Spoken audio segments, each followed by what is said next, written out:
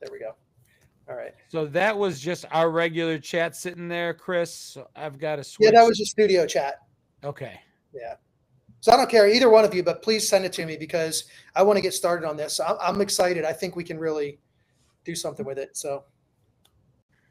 All right. Well, for those of you that are joining in the aftermath, watching this not live, we are just waiting for our virtually live studio audience to fill in while we're just chatting amongst ourselves. You guys have a good week? Yeah. Yeah. How about you? That was good. April Fool's Day threw me a little bit for a loop. I kind of forgot that it was April Fool's Day, and a couple of people's posts had me scratching my head. And then at the end of the night, somebody at like 12:30 in the morning sent me a message about Val Kilmer passing away. And I'm like, I went to verify it, and I had a hard time verifying it because it had just been reported, and that just threw me for a loop. That one hurt. That one bothered me. Some of my favorite movies. Hey, Sheila. Hey, Life. Dan, Film Buff, Jeff. Some of my absolute favorite movies. Val Kilmer is somebody I grew up watching. You know, a real genius. Some of his early stuff. You know, he was a kid. I was a kid. Top Gun, I was still a kid. You know, but we grew with him. And it's I said it in a couple posts. I'm like, I know they're not my friends. You know, I'm under no illusions that I don't know these people. And yet, I feel impact in their passing. I don't know if that's weird. I don't know if that's fanboying. I don't know what it is, but I got bummed out when I saw that he'd passed away. Someone already said it's time to shell it. Well, I am the host. They have to figure it out. Life is here saying, who's in charge tonight? Life is ready to say, I know what we're going to. I have 3 fabulous topics today and a wonderful connection. Awesome. Yes, I have a wonderful connection. Well, John, I agree with you about. And speaking of connection, we have a sponsor today, which we're going to reveal at the end, right before the connection. We're going to reveal the sponsor right before the connection. Yeah. I was just going to go to what John was saying about Val Kilmer, and like, you know, there are a handful. Like, obviously, like, we all love pop culture. That's why we do this podcast. That's why all of you are here, because we're all nostalgic for the pop culture that we grew up with, and we probably consume a lot of it today. But there are a handful that actually, you know, do have an impact. And sorry, go ahead, Shel. No, I was going to say, why don't we hold this topic? Okay. Because that is my first topic. Okay, good. Awesome. Okay. We did not know that you guys see this they never know this before we start. Yeah, I heard John starts talking about it. Chris, you start talking about it, and I love hearing about it. But this is indeed, Val Kilmer is our first topic. Okay. So did if we want to do these before he passed away, or did you retrofit this? No, I came up with the topics today. Oh, okay. Because usually you have them, weeks ahead of time. I changed it. I do have other ideas that are, weeks ahead of time. It's not Calvin Klein, but it's he is our first topic. If you want to start the show, John, I can reveal the rest of the topics as well.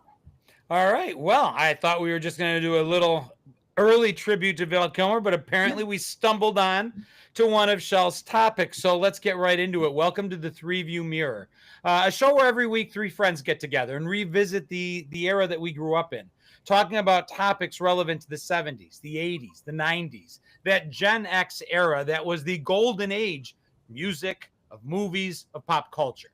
And the cool thing is every week one of us gets to host.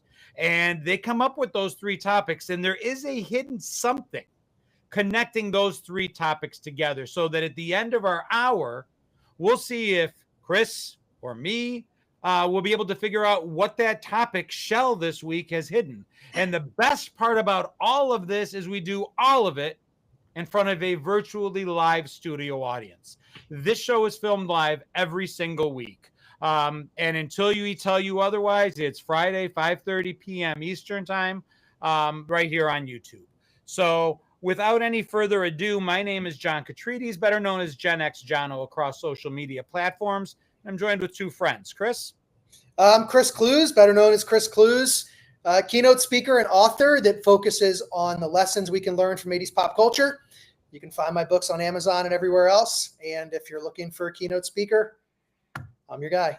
You are the guy. You're also the guy that would help with any 80s movie soundtrack trivia and everyone in the studio audience knows this already about you. And I'm Rochelle Oblak, better known as Jen X Shell across my socials, working big behind the scenes here. I know that John has just revealed that he began a website. I too am beginning a website, and we also are working on a 3View Mirror website for all of you coming up in the very near future. Big things are coming. So without further ado, this is the 3View Mirror.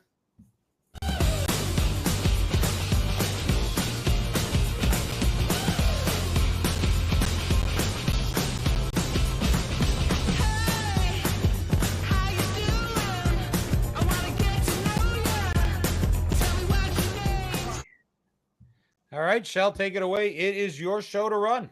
All right, Chris, so sorry to interrupt you there at the beginning. I love that the conversation started with an absolute icon of our era, which was Val Kilmer. So today's topics are Val Kilmer, Mel Brooks, and your Easter family traditions.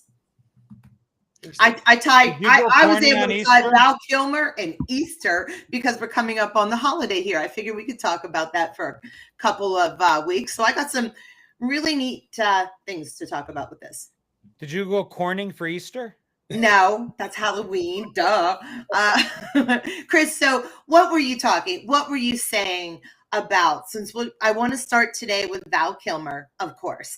His passing, I think we were all just a little saddened. John had said it, that Val Kilmer passing felt almost like you knew the person because you saw so many different sides of him. So what were you going to say? Yeah, so I just was going to say that I think we all love pop culture. We consume it. We probably know, the audience and ourselves know more about pop culture than the average person does, I'm sure. So we live it. And even having said that, there's a handful of people that I think have had an impact on me when they passed away that, as John said, we're not friends with, but we grew up with them, or we kind of connect with them through their pop culture. And add Val Kilmer to the list. It's a very small list for me. It's John Candy, it's Chris Farley, it's Prince, it's Robin Williams, and now you can add Val Kilmer to that list of people that I just felt this connection to. And one of the movies that he was in that we really don't talk about is True Romance, where he played Elvis, and it was a really small role, but he just showed who he was because he's in this little role behind the scenes. You can't even really see him. You may not even sure it's him until you look at the credits, but he took over those scenes, and that was awesome.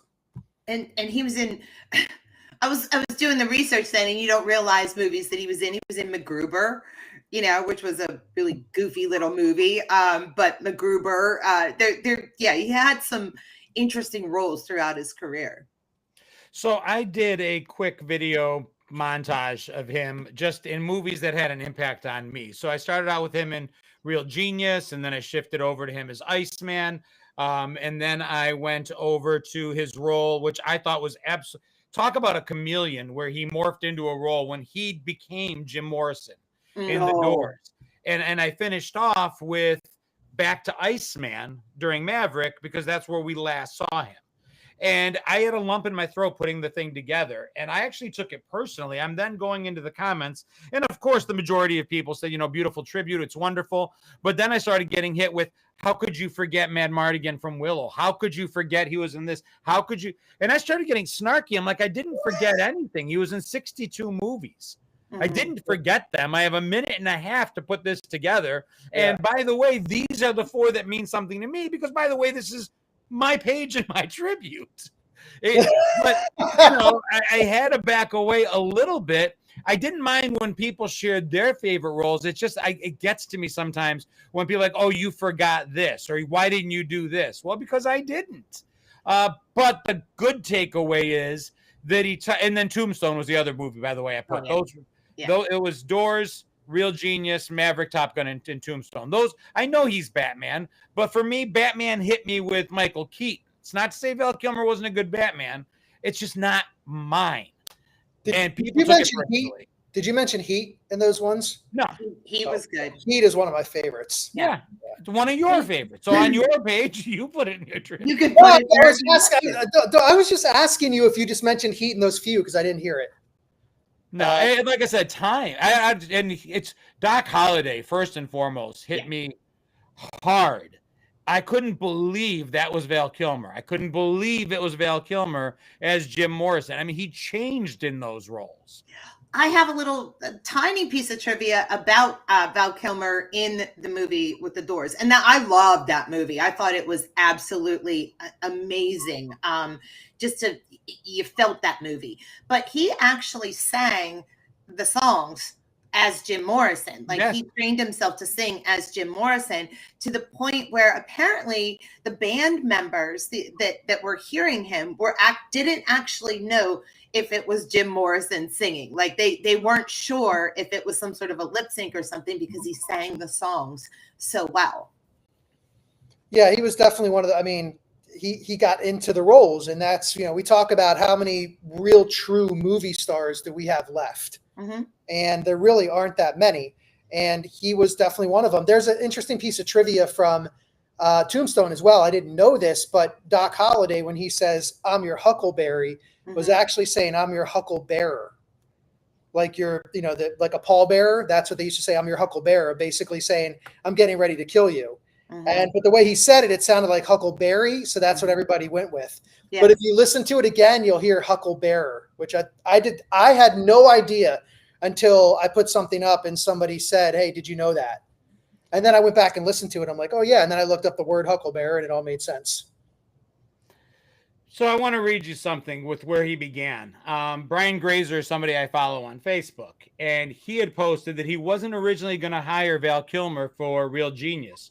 Truthfully, didn't even remember his audition. What he does remember, however, is that Val waited for over 3 hours for Brian Grazer to leave the office. Then he snuck into the elevator, and the entire ride up and down, he was flipping that quarter in character, and that sealed it. He went and did what he needed to do. Magnetic, fearless in his choices, boundless in his talent. He was completely captivated by him. And I think we all were. Yeah. But that little story from way back then, from the beginning, told me, I love that he shared that story. And I think, and I don't know if this is a fact or not, but, he reprised his role as Iceman then in Top Gun Maverick. But I didn't actually, I hate to say it, I didn't see Top Gun Maverick yet. I just didn't. I don't know why. I don't know. But it's, was that his last movie? Yeah.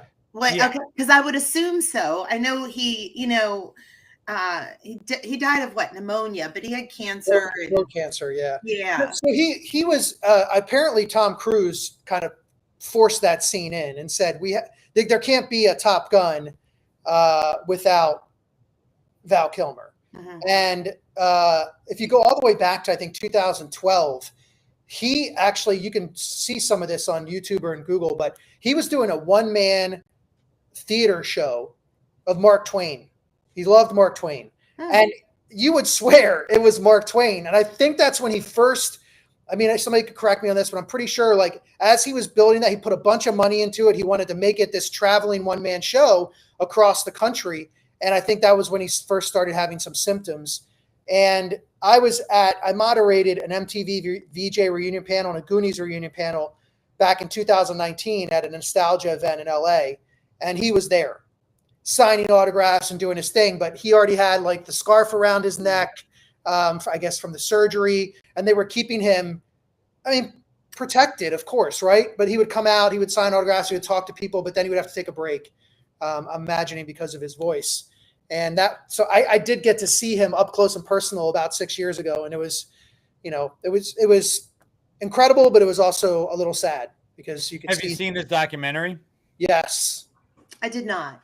That tells you a lot. That fills in a lot of the gaps. Yeah. He was more eccentric than I would have given him credit for. he became, so there's certain characters, certain actors that play themselves. I think to bring up another actor who, when he passed, I kind of personally felt it, was Matthew Perry. But Matthew Perry, for all intents and purposes, played Matthew Perry on screen in nearly every film I remember him in, and every part. Yeah. Val Kilmer, when I saw him as him in the documentary, I finally got to be like, oh, this is who he is, because he played roles that showcased his acting ability. He became someone else.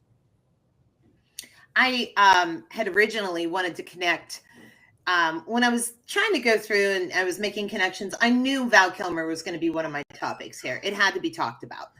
And one of my original connections was going to be with Meg Ryan and Dennis Quaid. You know, Meg Ryan was married to Dennis Quaid. And I had to share this, though. Meg Ryan was in Top Gun. Meg Ryan was in The Doors as his girlfriend. And, you know, that was going to be an original connection. And then I had just come up with something even better, I think. But I wanted to share that. So you're just telling us that you didn't shell it. I didn't shell it. Well, we'll reserve judgment on that. It's right. So to catch people up to speed, there have been a few people joining in. Yeah. So real quickly, we're on topic one of our three topics, which is Val Kilmer. The other two to keep in the back of your head as we move forward are Mel Brooks and then Easter family traditions. Now, remind everybody, as you get all three topics, we give you all three at the beginning because we trust you. Do not make us regret that by putting guesses in the chat before the reveal. That's all I'll say. Well, that the documentary is definitely one that everybody should watch. If you haven't seen it, Val, I think it's on Amazon Prime if you have Prime. And he was also, we've talked about these before, but he, just like so many of the actors and actresses that we grew up with, was on an after-school special. So. Oh, really? Yeah. I didn't know that. I did not know that one. Yep. It was called One Too Many. And I'm pretty sure it was about drinking, underage drinking. I'm just guessing from the One Too Many title, but yeah. Pretty cool. JTR, I think it was JTR in the beginning, mentioned like something about the connection, but said something about being top secret. And I knew the movie Top Secret was going to come up too, which was when I was a kid, all I can remember, I don't know why this always stuck out in my brain, the trailer for Top Secret. You know, I always remembered seeing the movie at the video stores, at the rental stores, the cover of it. And of course you had that cow with the boots on. And that was the cover of the movie Top Secret, which was his film debut. But in the trailer, there was always the girl on the beach laying on her stomach. And as she comes up, and she had the perfect holes in the sand for her boobs, that I don't know why, that was like the thing that always stuck out for me. I thought the movie was hilarious, by the way, but I was also a kid. I haven't seen that one in 40 years. Kristen in the comments, part of our virtually live studio audience, is mentioning Willow. And I think a lot of us forget that. Willow was actually supposed to be the next big trilogy, Star Wars. There was a lot invested in Willow, and it didn't do what it was supposed to do. But it has aged really well. Mm-hmm. I think it's done better over time because of the characters. And it wasn't, I think it was just over-promised, under-delivered in a sense when it came out. The Goldbergs do a really nice job of showing what the push was for that movie and then the less than thrilling results. But I loved Willow. I loved his role in Mad Mardigan. Somebody compares it with Princess Bride. And they mentioned how he met his wife in that movie, I guess. Mm-hmm. Yeah, and Val Kilmer is interesting too because he could have just easily spent his entire career trading on his looks. Oh, yeah. And he didn't do that. I mean, he had some characters, obviously, Iceman comes to mind, where he absolutely did, as he should, as you know, anybody should when you're young and beautiful. Why not trade on your looks? But he wanted more than that, clearly, when it came to the types of roles that he took. And I respect that a lot because there are very few beautiful people in Hollywood who don't take advantage of that and their entire career just trade on their looks. And there are a couple others out there that have done a good job of that too. Brad Pitt being one has taken some roles that were not trading on his looks, but Val Kilmer was, he was a true thespian, I guess, through and through. Mm-hmm. Yeah. And I saw someone else on here call him a chameleon, because he changed his entire persona for every role. The roles are very different. You could do comedy, Tombstone, Top Gun, all very, very, very different. And yet you never said that's Val Kilmer acting. It was you. Kilmer could have just shouted it. He never shelled it. The one thing you can say about Val Kilmer, if there's an epithet to put out there, if there's something that can be said about him in his passing, Kevin put it best. Kilmer could have shelled it, but he didn't. Yep. Favorite role, guys? If gun to your head, that's a horrible image. Pick one role. What would it be? Oh man, I know. I mean, I kind of have to go. For me, I just, to not say Doc Holliday, just for me personally, I just think of the lines that he had. Just how good he was with it when he says to Johnny Ringo, "Why, Johnny Ringo, you look like somebody just walked over your grave." That's the clip I used in my video. I love that. I love that. Everybody thought I would do the Huckleberry part, but that's the part that I liked even more. Yeah. It's so good. Or when he's like, "You're so drunk, you probably see two of me," and I'm paraphrasing, and he's like, "I got one for each." It would be tough for me not to do that one, but then also a lot of people have mentioned in the comments here the really small role in one of my favorite movies, True Romance, which is in my top 5 movies of all time, where he plays Elvis and he just, he says, "I like you, Clarence, always have, always will." Wasn't he the ghost of Elvis? Yeah, I mean, yeah, he was visualizing Elvis because Clarence Worley's character was infatuated with Elvis. Yeah. So, yeah. Anyway, that's me. I'd have to say that my favorite role was him as Jim Morrison.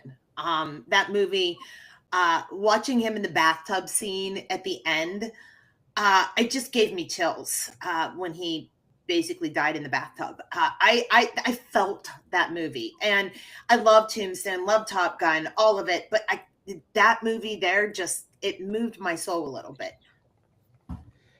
For me, it would definitely be, without doubt, have to be Doc Holliday from Tombstone.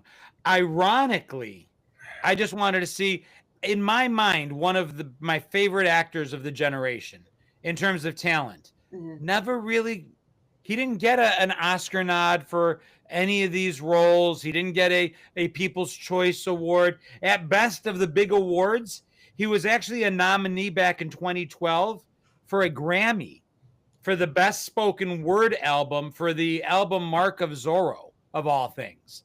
Yeah, that's the best award that he really. Otherwise, it's Chicago Film Critic Award, Satellite Award, Cable Ace Award in '89, Academy of Science Fiction and Fantasy Awards. It makes me sad. Yeah. I think he should have got something for Doc Holliday. What the hell? Yeah. It was somebody just said he doesn't have a star on the Walk of Fame. Which is sad. That one you got to pay for. That's not really the honor. They invite you to buy it. Oh, okay. So some people choose not to fall into that. Okay. Like Who's Who. You get an email from Who's Who, and they're like, exactly. "Oh, yeah, it costs you $500." I could see him saying no to it. But it does say that Val is getting a star on the Walk of Fame. Leave it to Val Kilmer to get it for free. Yeah.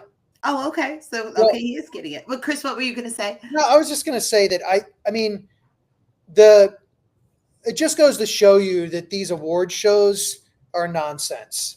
And, because we could have an entire show on all the people who have never been nominated or gotten an award. And you just think that can't be real. If you lined up the list of people who have gotten awards against the list of people who haven't, there's probably the percentage of better actors, actresses, and singers on the list that haven't is going to be higher than the list that have. Yeah. And Val Kilmer would be one of those. The Doors and Doc Holliday, he should have 100% won something.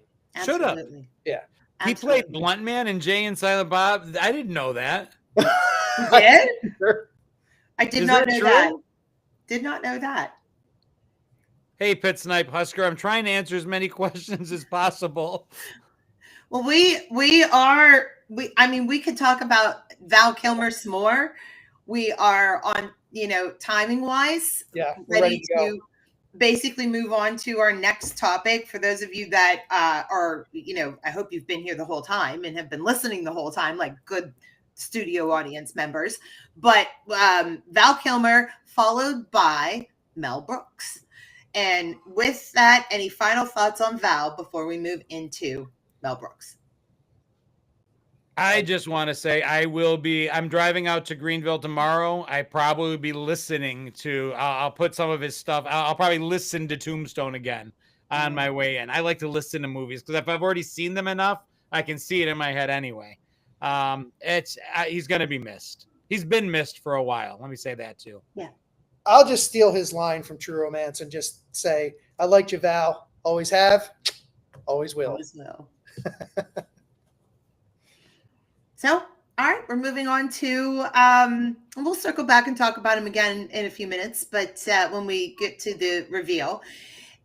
But let's talk about another sort of like iconic person in 80s movies and has had a very, very, very long career is Mel Brooks. So, Mel Brooks, thoughts? I mean, Schwartz. May the Schwartz be with you. We don't have comedy without Mel Brooks. Right.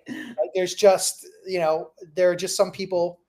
The comedy doesn't exist without Mel Brooks, without Lenny Bruce, without Richard Pryor, Eddie Murphy, Robin Williams, George Carlin. Like, it doesn't exist. Mm-hmm. He is in that category. He absolutely is. Spaceballs. Yeah. Listen, Spaceballs was when. History of the World, Spaceballs. I haven't seen the History of the World's the sequel yet that came out. Yeah. Saw the first one. I was doing a live earlier in the week and we were talking about drunk movies.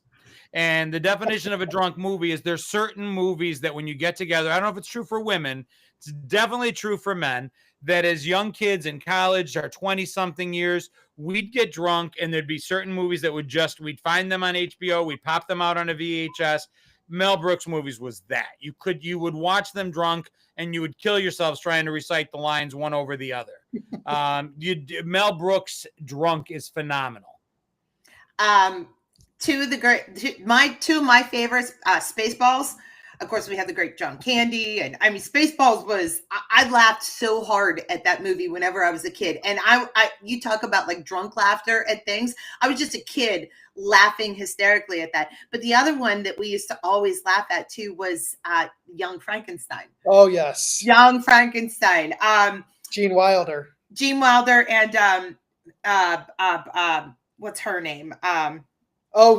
Just slipped. Bernadette Peters. Yes. Bernadette Peters.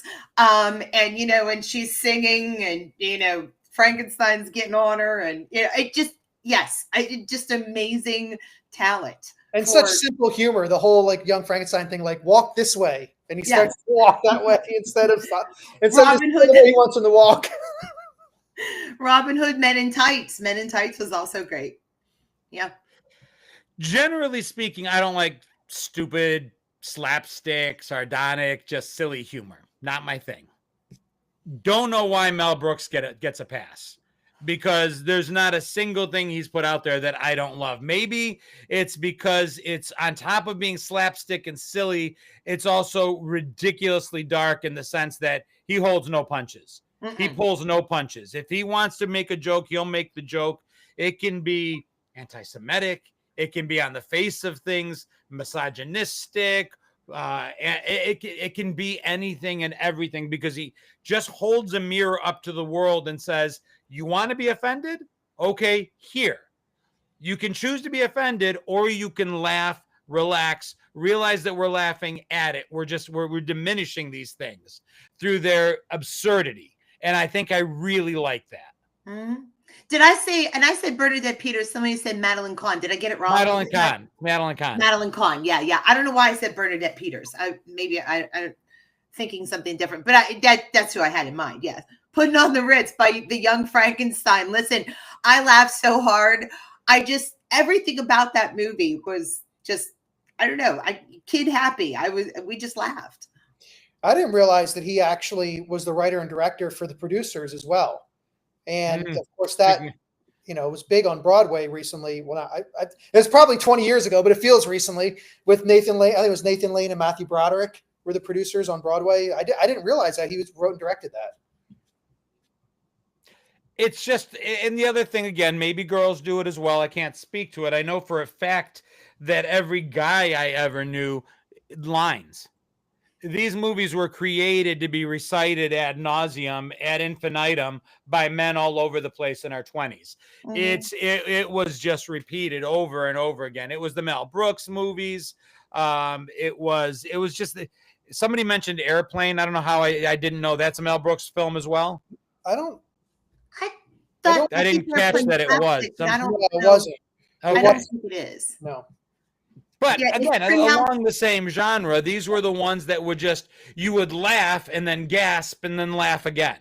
You'd look around the room and see, is everybody else laughing? Is it okay for me to laugh? Are they laughing? And everybody was laughing. Today, they might not have been. Yeah. Wirehead said Frankenstein. It's pronounced Frankenstein. And he was on Hollywood Squares a bunch of times as well.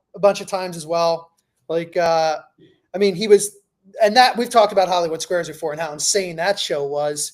And, they tried to bring it back, but it's not the same when everybody's not drunk and high on the show. Mm-hmm.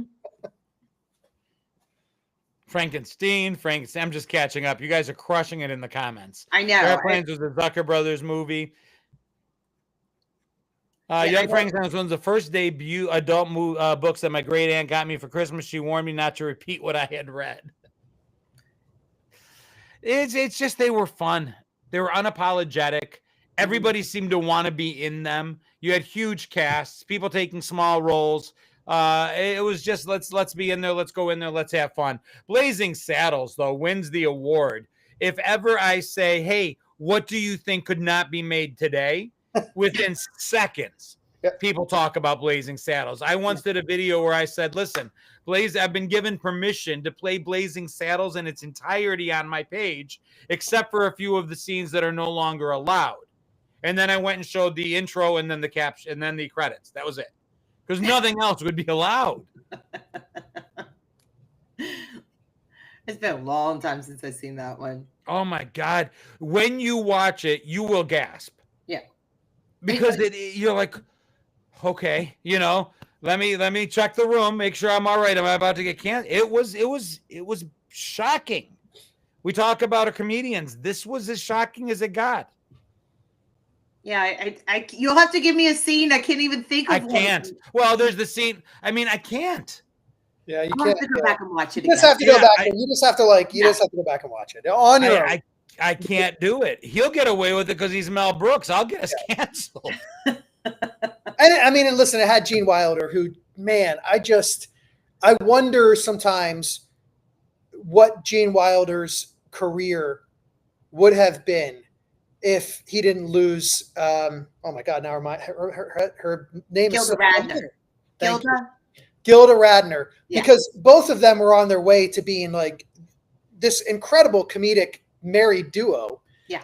And they were going to bring us so much laughter. And of course she passed away and he was never the same. He admitted, I saw an interview with him a few years before he passed away. And he just said, I couldn't do it anymore. Like I just wasn't excited about it. But Gene Wilder, I think John mentioned Gene Wilder and Mel Brooks together, just awesome. Yeah. And so I got into it on my page with somebody because I had mentioned that Richard Pryor got writing credit for some of the jokes in Blazing Saddle. And some people said, no, that was just to give them shade, to shield them from the racism inherent within the movie. They threw him up as just this, well, look, Richard Pryor wrote the jokes and that's how they got away with blatant racism. But then I'm like, well, hold on a second. I want to make sure I know he absolutely... There's a great interview with Carson where Pryor talks about the credit he was given for writing the jokes, and he owned it, and he just said right there, Jose says it. He just owned the fact that him and Wilder were such a team on it, and that the goal was to be funny at all costs. Mm-hmm. And they would say it. If you don't like it, you don't have to like it. John, I got to say this. That's the second time now that your voice almost literally, I don't know if the audience will agree with me. Your voice almost sounded for us. Uh-oh. Did I break her with my voice? Like it had that little tone to it. I don't know what you just did a time now. Like you just sounded like you just did a Jay Giles band freeze frame. Yeah, we lost all of that. Yeah. Oh no! I said. So what did my voice do?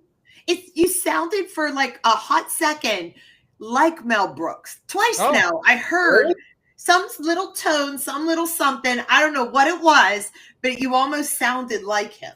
When you described, hey, you don't have to like it, you said at the beginning, and I was like, you actually, I could picture him saying that and his voice saying that. And now you got, and they did. And now John's got to put his mouse back in the house. Shut up. You made me look. Yeah, I mean, I think we talk a lot about that, and I believe I don't want to misquote the person who said this, but it was a big director who recently said, like, look, art is made for the time, and you can't take the values 30, 40, 50 years later and then try to apply it to the art that was done then, whether you're talking about the 1930s and the 1980s or 2025 and 1975. Like, it's just, and 2025 to 2065, you're just not going to be able to do that. And, as much as you hear a lot about it, the reality is it is made for the time. Yeah. And it's almost hypocritical in a sense, because it's not carte blanche. You can't say that things in the 80s would never be allowed today without admitting that the inverse of that is also true. There's things today that never would have flown then. Songs that hit the radio, actual just regular radio, that back in no way in hell. So it goes both ways. It's just sensibilities change. Doesn't necessarily get better or worse, more or less puritanistic, just different. And it's okay that it's different. Well, the song that won the Grammy, WAP. I mean, come on, that's not going to be on the radio in 1985. No. That ain't happening. So, yeah. And it won the Grammy. It wasn't just like a song. It won a freaking Grammy. So. Well, and then I was thinking about, who was it? He was just in a show, and it was like full frontal nudity. I'm like, it's on Netflix. I'm like that stuff wouldn't have flown back then. It was. But I've actually seen full frontal male nudity now on Netflix. No, the only full frontal male nudity in the 80s and 90s was Crying Game, and nobody wanted to see that. Or it was when you left the theater, all of us shocked. Or you caught like young lady Chatterley's lover on Skinamax late at night or something. Yeah, that was about it. Tom Cruise and all the right moves. It was always accidental. It's accidental. Yeah, Mel Brooks also did Get Smart, which, people don't talk about Get Smart, the show, as one of the classics, but it really is one of the classic shows. It just doesn't roll off the tongue when you think about the shows in the late 60s and early 70s or to the mid 70s. We think about different shows, but Get Smart is definitely an iconic television show that he wrote and directed. I didn't know that. Yeah, 80s were the best decade. They really were. The more you know. I just did a stupid. It's so funny what resonates. Today was a media dump day. I just threw a bunch of stuff I'd been working on. And one of it was there's an entire generation that feels that the 80s were 20 years ago. Don't correct us. Don't throw logic or math at us. We don't hurt anyone with our delusion. Just leave us alone. And it's true. We talk about these movies and they feel like they were just out yesterday. Yeah. It's unfathomable. Inconceivable. Inconceivable. You guys, I got to go do something real quick. Keep going, though. Just to go back to inconceivable there for a minute, we all know that I haven't seen The Princess Bride, but as everybody was talking about Willow as well, I've never seen Willow ever. No? So it was supposed to be like it was George Lucas. They channeled a lot of money into it. It was supposed to be huge, and it was good. It was really good. It was a great story. It just, for whatever reason, it wasn't a huge commercial success. But like I said, it has aged very, very well. JTR says the 80s were 5 years ago. For me, they are 20. I'll give it 20. I'll give it 20. Not 40. Not 40. Almost 50. Somebody said 1935 to 1980 is the same as 1980 to today. Yeah. It is. Mm-hmm. Yep. No. Yeah, that's not right. Yeah. Because even just mentioning, like when I was talking about going to the movies, to the local rental shop before they even like Blockbusters were even huge, you had the local rental shop, and I can still remember covers and Top Secret. Like I said, it stuck out for me as those are the things I remember. Like, I may not remember a quote from a movie or something else, but those little things stick out like they were yesterday. Well, and then I've got to double check myself because they're things I know. So I knew George Lucas was the executive producer for Willow, and it was supposed to be his next big thing after Star Wars. What I forgot was that Ron Howard directed it. I didn't realize that. I mean, it's crazy. Slim Sherry said what?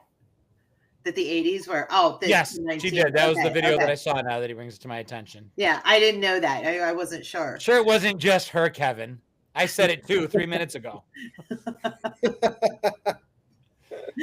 That Snipe says, my youth ain't behind me because I ain't letting go. I like it. Nope.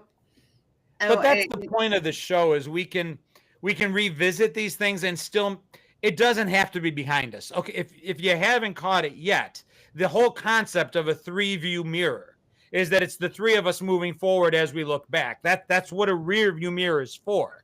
You're not driving in reverse. That's what a camera is for, or this, which is the move to make when you're going back. If you're, I don't even use my camera. I do this move when I back up. It's cooler. Yeah. But the rear view mirror is to look back while moving forward, and that's what we're doing. And we're bringing these topics back to life. We're revisiting them and making them germane again. Nice word. Yeah. So Retro says there, I just got told I was old the other day, but I'm just saying in the back of my head, we don't care if you think we're old. It doesn't matter. Yeah, we are the freshman class of the old people is what I heard somebody else say. We're the freshman class of the old people, and that's all right. We're young again. We may be young old people, but it's better than being old young people because now we're young again. Yeah, we're young again. Yeah. Listen, people are still talking about the time that we grew up and talking about it a lot. And it's not just us. No. So we did something right. We grew up in a really freaking awesome time. And I do run into kids, my friends' kids, and younger people when I speak at conferences who say, you were so lucky to grow up in the 80s. You guys had such awesome stuff.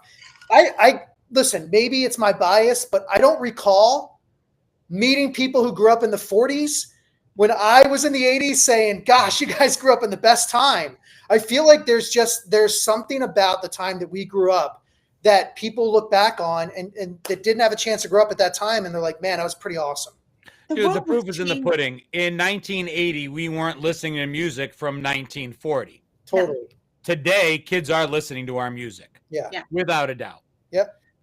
It's still very, very pertinent. It's still amazing. And I just got schooled by some younger people on YouTube that if you see my most recent video, I say if you're a kid of the 70s or 80s or just somebody who loves the era, because a lot of people are saying, could you don't just say that it's for you guys. We love it too. And I'm like, all right. So, and I've started changing the tagline a little. I'm happy to not gatekeep the stuff. I don't think it needs, I don't want to reminisce. I want to make what we loved about the 80s pertinent again. Let's bring back the stuff that was good about it and keep it. What Doreen, what do you mean by zip it? Why, what am I supposed to zip it on? The 50-year-old thing or the 50 years ago? I don't know. I really want to know, though. I want to know what I'm supposed to zip it on. Anyway. Well, moving on from this topic to get to our last topic before we get to the reveal. Any final words on Mel Brooks? We just comedic icon. Yeah. Comedy is, he is just, he was born in like 1925. So you think about the comedy that he created and the time that he grew up in. By the time he was doing Young Frankenstein and Blazing Saddles, how old does it make him? 50? I mean, our age now. Yeah, that made him 50. So comedy just doesn't exist in the same way it does today without him. Yeah. And my final thought was when he used to talk about the Schwartz. That was, I said it at the beginning. That was also, he was hilarious. So moving on from starting with Val Kilmer and then going on to Mel Brooks, the last and final segment is Easter family traditions. I don't care where we go with this, but I know everybody has some little tradition that their family did when they were kids or whatever, whether it would be religious or whether it would be Easter bunny or, you know, whatever it may be. What were your Easter traditions? Chris? I mean, I don't recall the traditions beyond just the basket, but I do remember two very vividly because one, when I was like 9, I disappeared from, you know, the people that were over, and my mom came upstairs. She's like, what's wrong? I said, I don't feel well. And she said, why don't you feel well? And I said, I don't know. And she looked next to me and my whole Easter basket was gone. I'd eaten all of it, everything in like 2 hours. And I puked, and I hate throwing up. It's like I hate it. I will avoid it at any cost. I will talk myself down out of it, but there was nothing that I could do at that point. And then the other one was that my parents, they actually dressed me up in the Pink Nightmare from Christmas Story. No. A pink bunny. Awful. Yeah. Before I could say no. We got, thank God photos don't exist, right? Or they probably do, and you're never revealing that one. I have the picture. Prove it. I mean, if I could send it in the chat, I would. I see a lot of people with their comments coming in of all the things. One of the things that I can remember was my, you had to feed the Easter bunny. You know, you had to feed the Easter bunny carrots. And then they all rabbits give the little round poops and stuff. So then they would take like little round dog food. And that was supposed to be the bunny poop trail. That was like, I know. You're going to look at me and you're going to be like, here we go again. Here we go again. We're going to shell it right now. Here we go with the shell story. But it's the absolute truth that we used to do. My parents would do stuff like that. Like even at Christmas time, they would throw the cat out onto the little roof with the snow and let the cat walk around so that we thought it was the reindeer paw prints that were actually out on the snow covered roof. So yeah. I got stories. Yeah, I got stories. Wow. So I don't even know where to begin. Okay, pause, Easter egg dipping. Oh yeah, that's things like that. Things, ham dinner, Sunday service. I saw somebody coming up with. Jay and Silent. That's funny. Jay and Silent Bob. They buried them in an egg planter and didn't find them for a year. Blowing out eggs. If you you had to hold your ear because it was also blowing out your ears at the same time whenever you would pinhole the eggs and then blow out the yolk. And then when you dyed them, then you could keep the eggs forever and ever and ever. Okay, that's a new one. You never heard of blowing out eggs? Oh my God. Don't whatever it is you're about to say. I don't even know. Blow it out your ass, Roman.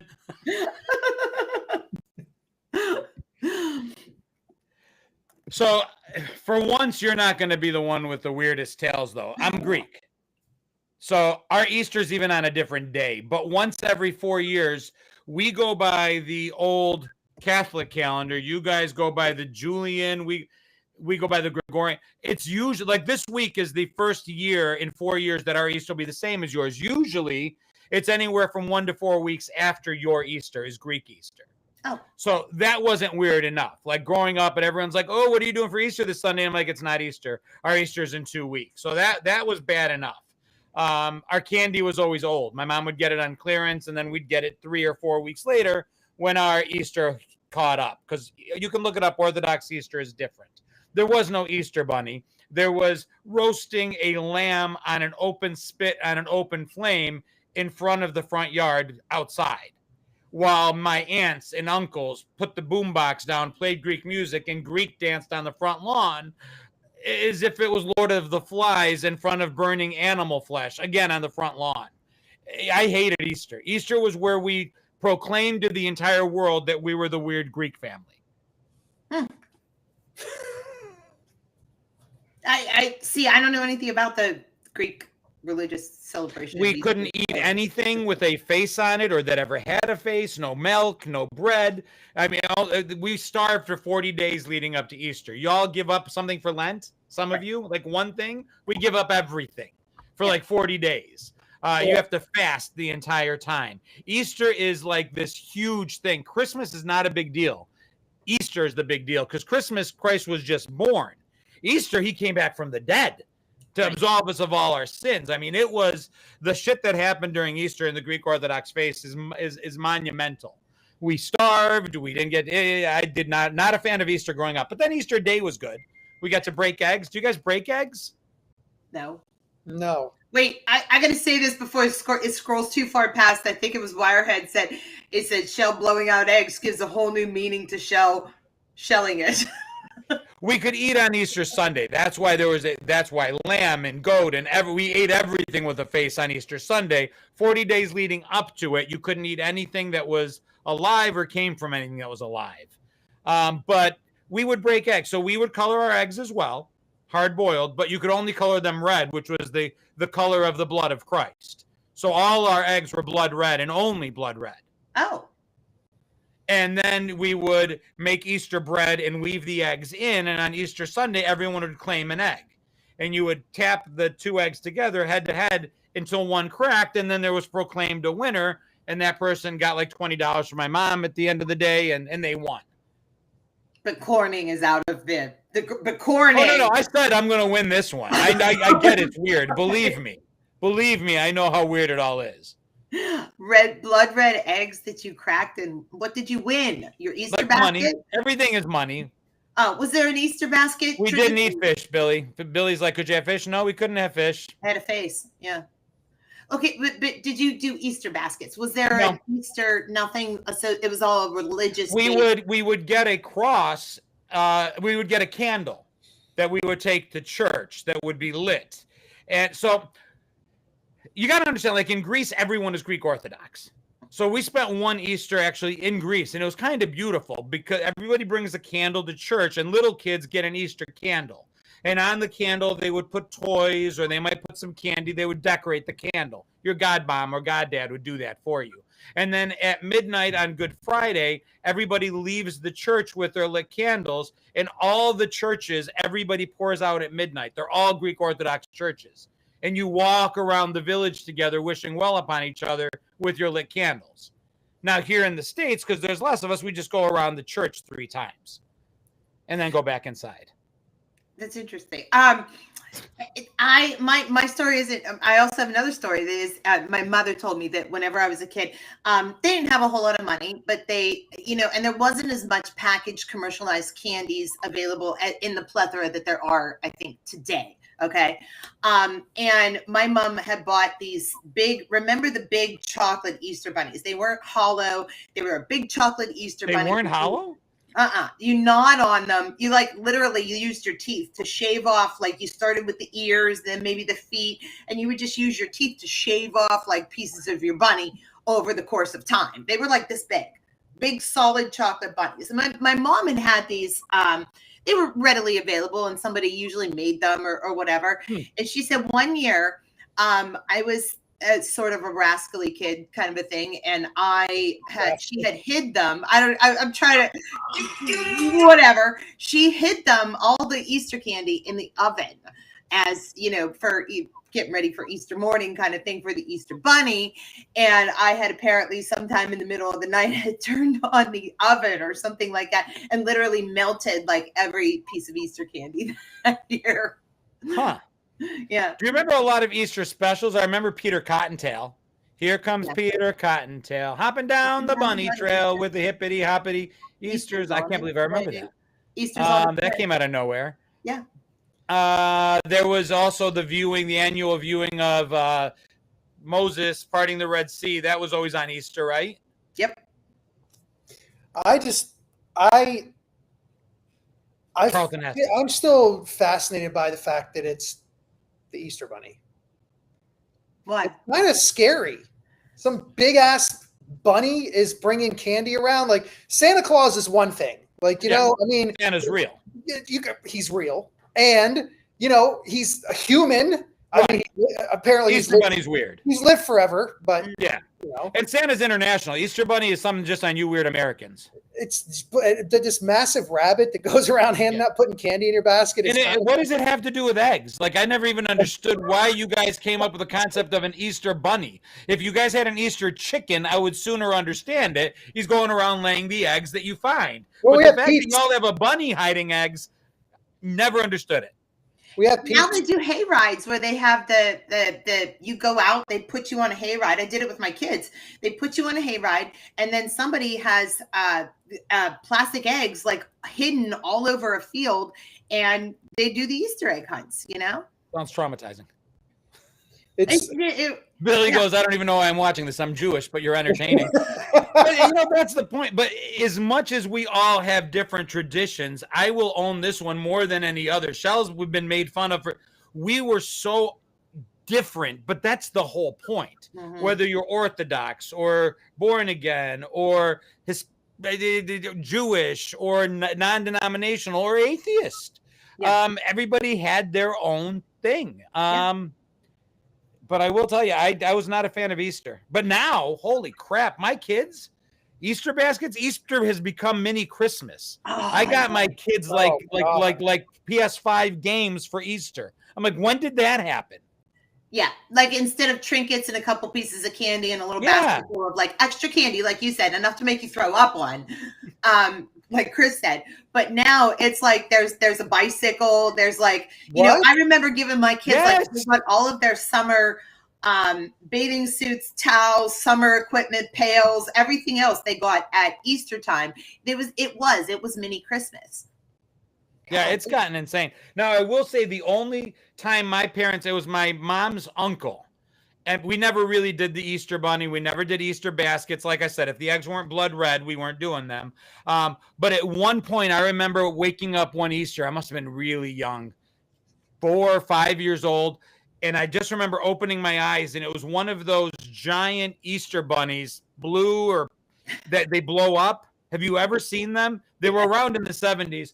I woke up screaming. They put this thing inches from my bed. I wake up and it has the most evil look on its face. It looks like what Easter bunnies would look like if they were manufactured in Pennsylvania where Shell grew up. It was just traumatic. I don't know. It's just for me, like it's just a bizarre thing, the giant bunny. But I went with it when I was a kid because I got candy. I never got a bicycle. Or somebody's cowboy is explaining it. So pagan symbols, that kind of makes sense, I guess. Yeah. Well, I don't know. I guess it's... So anyway, anything else about Easter?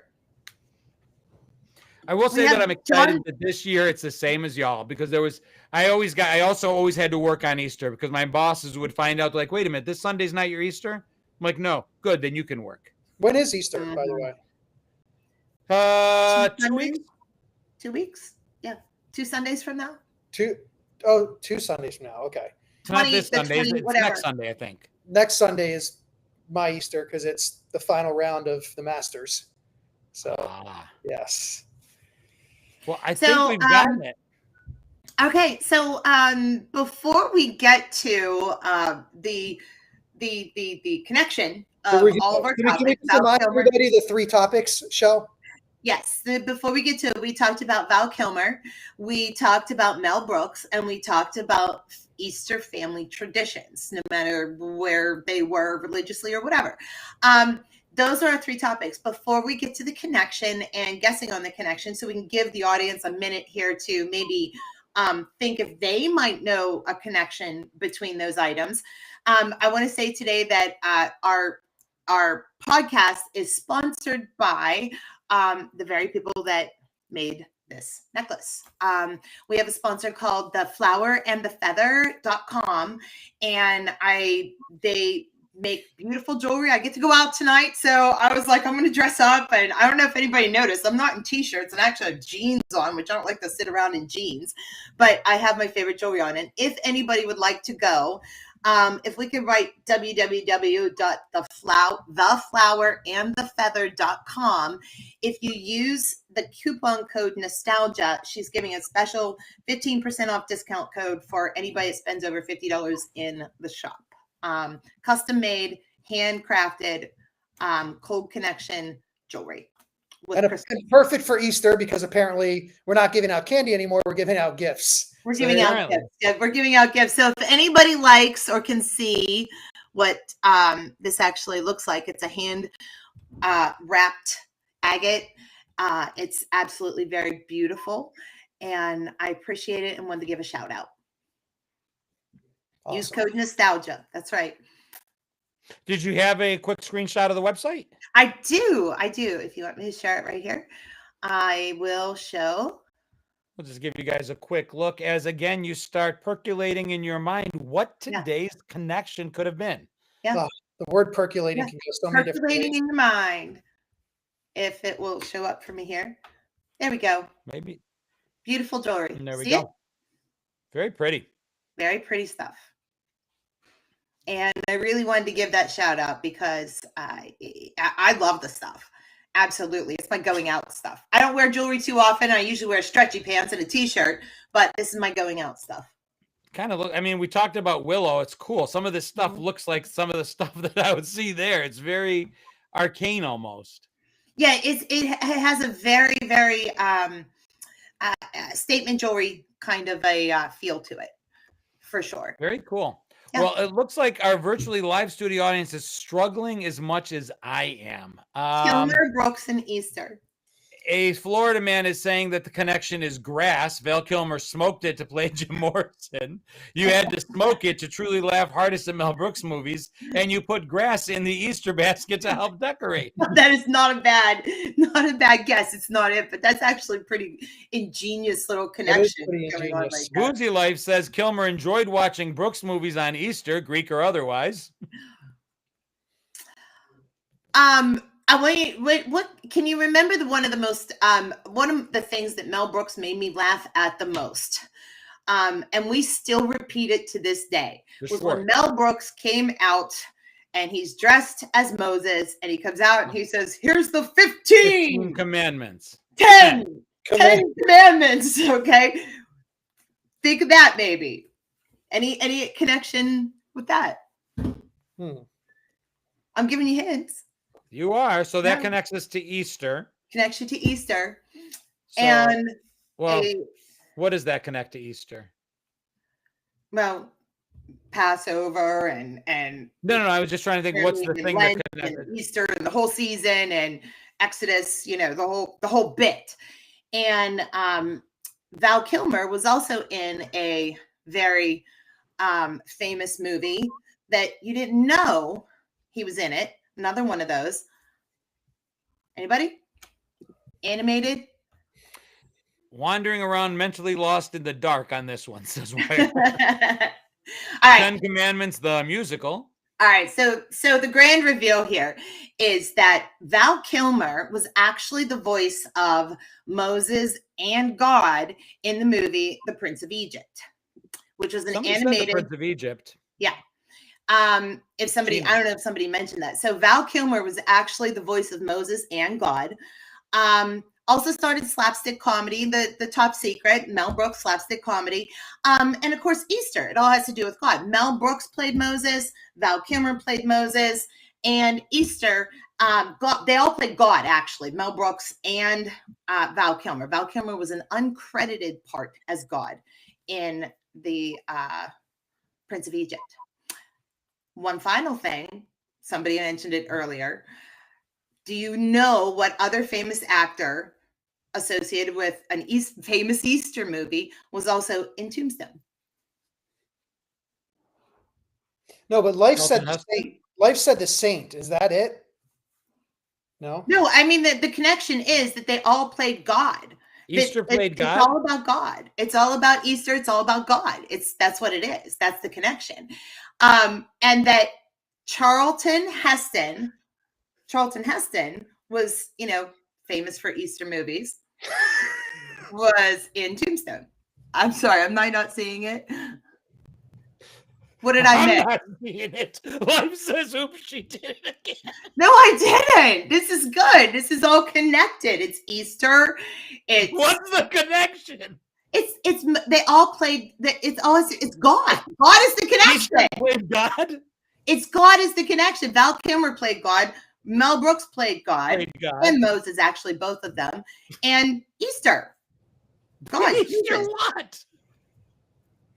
Well, we have to have that third connection. No, we have to have that third connection connect. It did. Okay. I get it.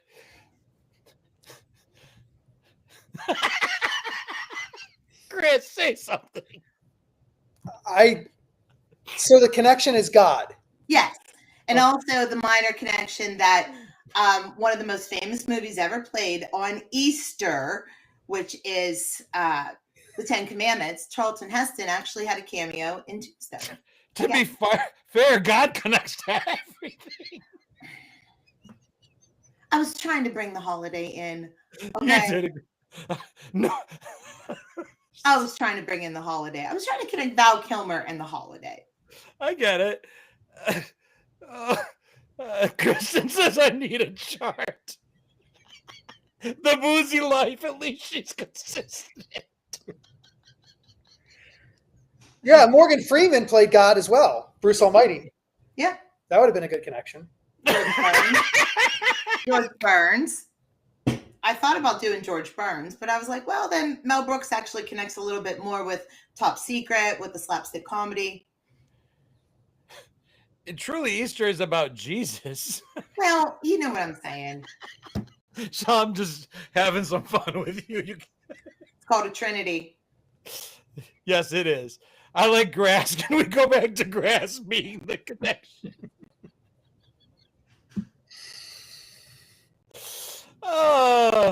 Pitts Knight puts it the best. We love you, Shelby. We're just busting your chops on this one. That's all. It's a great connection. 3 great topics. Obviously, we went over. Everybody was engaged. Everybody was joining in. We're just having some fun with you. Tequila goes, now we know who didn't go to Sunday school. I didn't. I didn't. So I have no idea. But I will say this. It sounds silly to say that, I mean, God is in pop culture all over the place. And some of the people that we've talked about on this show, somebody mentioned Morgan Freeman and Bruce Almighty. James Earl Jones was the voice of God. He actually did the creation as I believe as an album. Mm-hmm. But wow, if you listen to that, it's pretty impressive. So I thought all the people were happy about Easter coming and the literal resurrection of Christ will be happy. But like, oh God, that is actually a connection. They absolutely. And eggs would be one because Val Kilmer laid a couple in a few of his movies. Mel Brooks started as one in his formative genealogy when he was being born. I'm just reading what people are writing. Oh my God. Everybody's sending you nothing but love in the comments, Shell. Don't look. Shell's come a long way from one of our first episodes when her connection was the porn scare of the 70s. God. I get it. So God connects because Mel Brooks played Moses in a movie that he showed us. I do get it. I do get it. Yeah. And Val Kilmer was the uncredited role of the voice of God, and he actually was the voice of Moses in The Prince of Egypt. And he was in the same.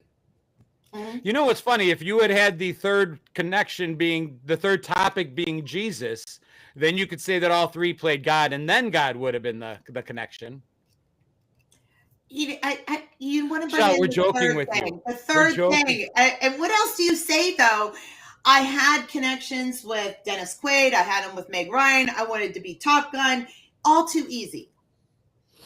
Too easy. And this wasn't easy. No. Not intended. You tried to connect Top Gun? That would have been interesting. I did, but it's there's a lot of ways to connect Top Gun, but there's not. It's all a little bit obvious, you know. You can anything you mention that has like, that's why we could have connected Jesus Christ Superstar somehow. A lot of different people have played that role. Yeah. The best one was oh God, what was his name in oh shit. Fit Snipe would like you to explain it again. It gets funnier every time.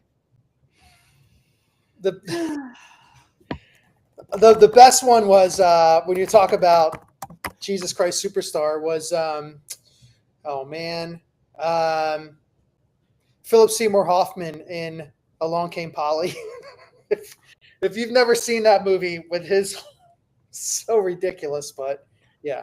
And that's good. Listen, I like that. The cool thing about all of these are if you like, so every week you guys are becoming more and more part of the show.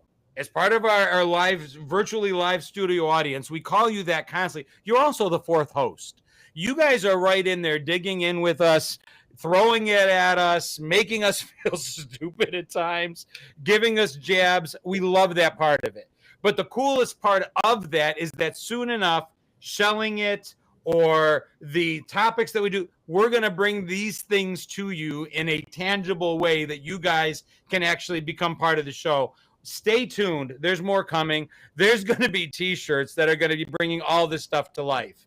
And you will have a chance to own your own piece of the show that very well may be saying, I shelled it. Yeah, we all have them. It all works out in my brain, I'm telling you. It all works out so perfectly. I even told my husband, and he's like, that's really good. I explained it to him. He's like, that's really good. Well, we all have them. I have, I have my Tom That's Petty. A very good point. Tom Petty gives me a hard time about it. Everybody gives me a hard time about Tom Petty, about Dirty Dancing, about. Oh, I almost got excommunicated 2 weeks ago. I'm not going to go into it about why or what, but there was another connection too with Dennis Quaid, and I almost went with this one. Dennis Quaid married to Meg Ryan in the two movies that we talked about, Yep. Top Gun and such. But Dennis Quaid was also he starred in Great Balls of Fire, Jerry Lee Lewis, which was also another like rock biopic, like The Doors kind of a thing. Yep. And they sang that song in Top Gun. And then they added that song into the Top Gun re-release of the movie soundtrack back in '99. It wasn't originally on the soundtrack, but that was a hard. I thought that would be a hard connection. There's a Scott O'Black in the comment section throwing shade your way, Shell. Jesus wearing Calvin Klein's.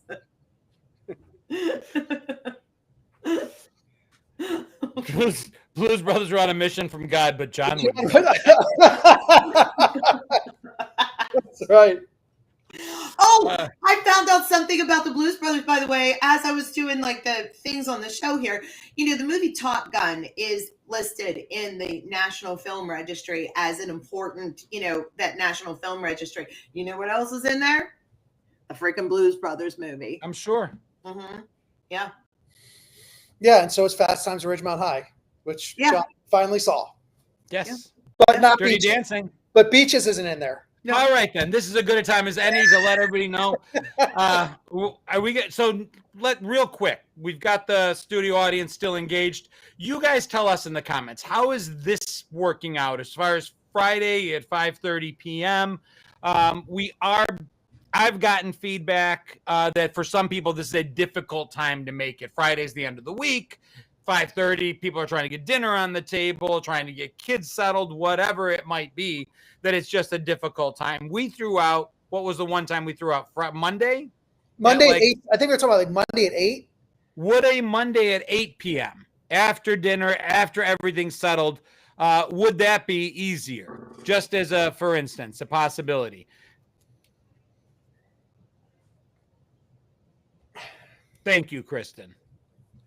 I'm the wind beneath her wings. We're just trying to make it easier for more people to engage. It's a little early for me for a Friday. A lot of people are saying that Friday's just the end of the week. There's so much going out. It's people going out on Friday night. If this is the best time, then so be it. But just kind of wondering. I'm available 24/7, 365. I made it because paid time off today. We just thought that 8 p.m. on a Monday night, it's after, if you're working, it's after the work week has started for some. Some may work over the weekend, but for a lot of people, the week started and you're like, oh man, another week. And then you get to hang out with us at 8 o'clock on a Monday night, which would be awesome. And especially because it's not Monday Night Football. So yeah, we'll give you something to do. Well, something to think about. We will be back Friday at 5:30 at this point. I'll put something out on our webpage. Make sure you subscribe to our not subscribe, but follow our page on Facebook if you don't already. The Three View Mirror. John gets a hard time about beaches. We all get a hard time about something. It's all good. And we'll see you all next week. Bye from me. Nice job, Shell. Great show. Yeah. Oh, one more thing. I just want to point out. Look for our merchandise shop coming soon. I think you'll like the designs that we're going to put together for you of all of our different episodes that you can proudly wear. So look for that soon. We'll let you know. All right, guys. See ya. See you guys. Bye. Stay rad. There it is. Everybody.